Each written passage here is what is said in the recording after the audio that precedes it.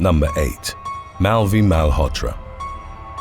Indian model turned actress Malvi Malhotra began being stalked by a television producer with whom she'd first interacted on social media in the late summer of 2020. Although the 29-year-old's initial exchanges with Yogesh Mahapil Singh were reportedly related to her work as a television performer, Malhotra later recounted how the producer abruptly proposed to her. The sudden gesture led her to doubt his intentions in pursuing her. She rejected his marriage proposal, but Singh continued to stalk Malhotra, even following her on a 2-week trip to Dubai in October of 2020. The unnerving situation culminated in violence on October the 26th, when Singh approached Malhotra with a knife on a busy street in Mumbai and stabbed her 3 times in the stomach. The actress was taken to the Kokilaban hospital, where she underwent surgery to mend the extensive damage to her abdomen. Mumbai police eventually located Singh at a hospital in Vasai, where he'd been taken following an unrelated accident. He was then brought to the Voiceover police station and charged with attempted murder. According to updates on the matter, Singh's bail plea was rejected by the Sessions Court. Number 7. Jason Eaton and Wendy Sabatini. On October the 25th of 2016, Indiana man Jason Eaton walked into the Greensburg Police Department, accompanied by a woman, and requested to speak with an officer. While at the station, the 43-year-old would confess to murdering his girlfriend, Wendy Sabatini, in their home. Officers were dispatched to the couple's residence, where they were allowed in by Sabatini's son, who'd reportedly just arrived home from a school-related internship. The police found Sabatini's dead body in an upstairs bedroom. She'd suffered an apparent gunshot wound to the head, and investigators were able to recover a firearm from the bedroom. Eaton remained in custody at the police station while his home was searched and provided further information on the killing. During an interview with detectives, the man stated that he'd approached Sabatini with an engagement ring and was about to ask for her hand in marriage, but the woman declined before he was able to officially propose. Enraged, Eaton then retrieved a handgun from his dresser and fired a single round into the back of Sabatini's head. He told police that he subsequently went to the house of the woman who'd accompanied him to the station and told her that he'd messed up. Eaton was ultimately convicted of Sabatini's murder and sentenced to 45 years in prison, followed by 2 years of probation. Number 6. Julio Ortiz and Diana Luna. After putting an end to her abusive relationship in April of 2021, Colombian woman Diana Luna was stalked by her ex-boyfriend for several months. In June of that same year, the 23-year-old was reportedly ambushed by the man, identified as Julio Alexander Ortiz, near the town of Usme. 33-year-old Ortiz ordered the young woman to climb on his motorcycle. He then drove to a nearby motel where he forced himself upon Luna and assaulted her. Shortly thereafter, Ortiz took the victim to a farm area in the town of El Uval. It was there that he allegedly presented Luna with an engagement ring and asked her to marry him. She rejected his proposal, to which Ortiz responded by savagely attacking her with a piece of barbed wire and a saw.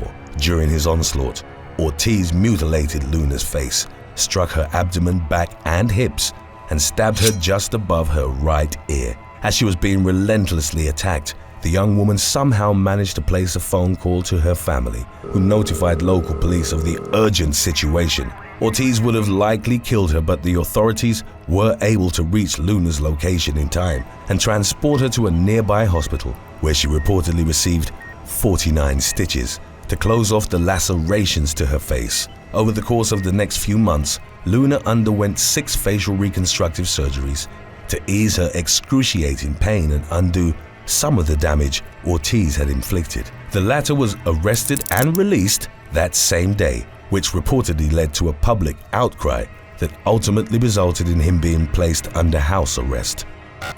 Number 5. Christopher Tucker and Tara Serino.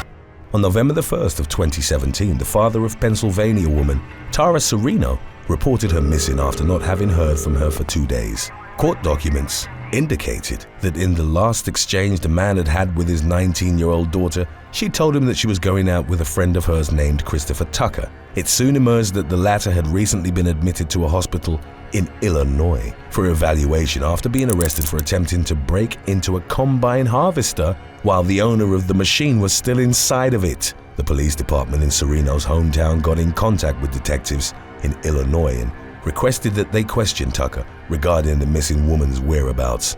During an ensuing interview, 34-year-old Tucker reportedly told the police that he'd asked Serino to marry him a few days prior, but the young woman had declined his proposal. Tucker then confessed to murdering her. According to police records, Tucker strangled Serino, broke her neck, and then bludgeoned her with a hatchet before wrapping her mangled body in a rug and leaving it at his Albany Township residence. In response to Tucker's hospital confession, investigators went to his home where they found Serino's body wrapped in a blanket in the bedroom. Her devastating injuries were deemed to be consistent with Tucker's story, and the man was thereupon taken into custody and charged with the murder. Although Tucker attempted to shirk responsibility for his actions by claiming he was mentally ill, he was ultimately convicted of first-degree murder in May of 2021. Number 4. Alex Hennies. An Ohio woman contacted her family on the morning of December the 26th of 2017 to tell them that she was being held captive by her boyfriend, Alex Hennies, at their Columbus residence. The victim's relatives contacted the police and officers were subsequently dispatched to the home. Upon their arrival, they spotted the woman through a second-level window as she was holding her 2-year-old daughter. The victim told them that she was unable to leave because Hennies had previously threatened to shoot her if she tried to escape. The officers ultimately defused the situation by convincing 28-year-old Hennies to exit the home, and he was taken into custody without incident. While the victim was being interviewed, she reportedly revealed that Hennies had become upset with her after she'd rejected his marriage proposal on Christmas Eve. Investigators performed a search of the home, which led to them finding multiple weapons and $20,000 in cash. They also discovered approximately 11 pounds of fentanyl, which the authorities claimed was enough to kill thousands of people throughout central Ohio. Hennies was consequently charged with drug possession, as well as aggravated menacing, and his bail was set at $1.25 million. Number 3. Latif Ahmed and Sonia Bibi. In October of 2015, Pakistani woman Sonia Bibi was admitted to Nishtar Hospital with severe burns to roughly 50% of her body. The 20-year-old told local police that her boyfriend, Latif Ahmed, had doused her with gasoline and then set her on fire. The ruthless attack was preceded by an argument that stemmed from Bibi rejecting the man's marriage proposal. Ahmed, a 24-year-old resident of a remote Multan district village, was arrested shortly after the victim had given her testimony. Police officials reported that the young woman had claimed she'd fallen out of love with Ahmed prior to declining his proposal. Medical staff at Nishtar Hospital initially expected Bibi to survive, but less than a month after the incident, she reportedly passed away after suffering an infection. Number 2. Mayra Zulfikar. British law school graduate Mayra Zulfikar was gunned down in the Pakistani city of Lahore in May of 2021. Sky News reported that the 24-year-old had traveled to her native country to attend her cousin's wedding a couple of months prior to the incident. She subsequently decided to remain in order to avoid paying the $2,400 fee to be quarantined in the UK after Pakistan had been placed on the COVID-19 red list. The victim's uncle, named as Mohammed Nazir, would later inform investigators that the young woman had told him she was embroiled in a dispute with 2 male suitors who allegedly threatened her with dire consequences after she'd turned down their marriage proposals. On May the 3rd, Nazir went to his niece's Lahore apartment, where he reportedly found Zulfikar's bullet-riddled body lying in a pool of blood. A post-mortem examination indicated that the young woman had passed away from gunshot wounds to the neck and arm. In June of 2021, it was reported that Lahore police had arrested a man named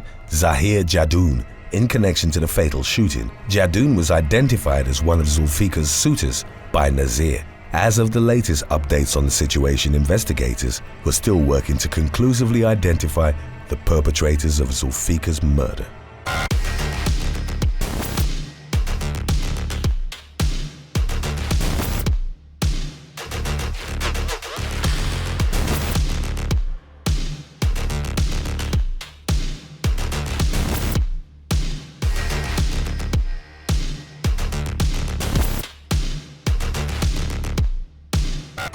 Number 1. Panaya Vang.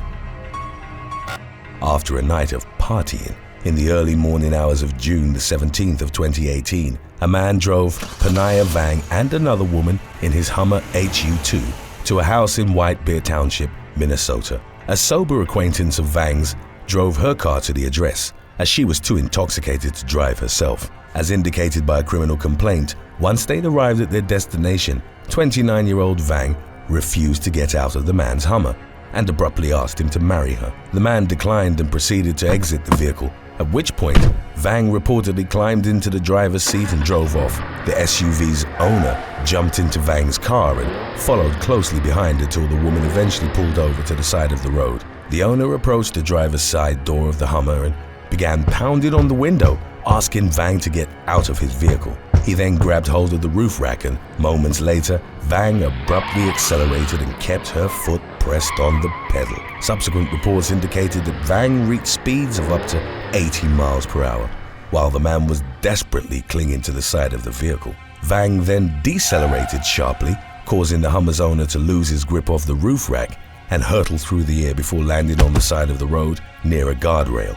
He reportedly lost consciousness for about a minute and was subsequently taken to a hospital where he was treated for multiple broken bones. Vang was arrested upon visiting the hospital the following day. She claimed not having any recollection of the incident as a result of the multiple alcoholic drinks she'd had on the night. Vang was consequently charged with theft of a motor vehicle and criminal vehicular operation resulting in substantial bodily harm.